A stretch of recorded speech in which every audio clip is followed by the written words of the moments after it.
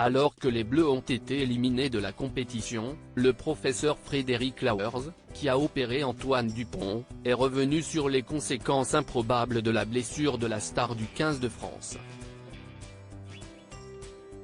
Les théories du complot ont fusé, donnant lieu à des conversations lunaires. Les rêves de victoire se sont envolés pour le 15 de France, battu par l'Afrique du Sud en quart de finale de Coupe du monde de rugby. Une défaite particulièrement difficile à encaisser pour le capitaine de l'équipe, Antoine Dupont, qui n'a pas caché sa frustration en conférence de presse. C'est dur d'avoir ce discours-là, parce qu'il y a de la frustration.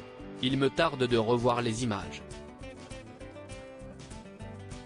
Quand il y a une avancée de 60 mètres, qu'on ralentit un ruck, ça paraît évident. Je n'ai pas envie de faire l'aigri qui râle sur l'arbitrage parce qu'il a perdu le match, mais je ne suis pas sûr que l'arbitrage ait été au niveau de l'enjeu aujourd'hui, avait déclaré le joueur prodige de 26 ans. L'émotion fut particulièrement vive pour Antoine Dupont, qui faisait son grand retour sur les terrains, après plusieurs semaines d'absence à cause d'une blessure importante à la mâchoire, lors du match des Bleus face à la Namibie. Après un violent choc tête contre tête avec le capitaine namibien Johan Dezel, le rugbyman français avait dû être opéré d'une fracture maxillo-zygomatique, le 22 septembre. Les supporters en plein délire après l'opération d'Antoine Dupont dans les colonnes du Midi olympique, le professeur Frédéric Lauwers est revenu sur les nombreuses théories du complot qui ont émergé au moment de l'opération de la star du 15 de France. Tout le monde voulait savoir ce qu'était réellement cette fracture. Ça a amené tous les délires possibles et imaginables, a-t-il expliqué. Alors qu'il effectuait la liaison Toulouse-Paris en avion, le chirurgien a surpris une conversation entre deux supporters qui l'a particulièrement déboussolé.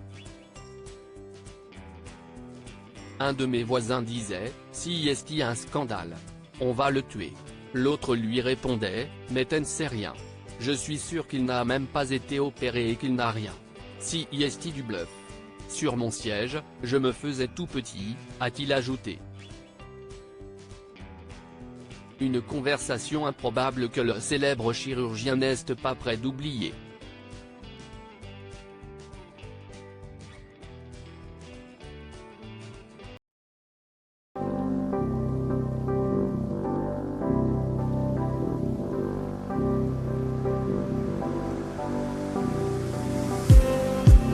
Just need some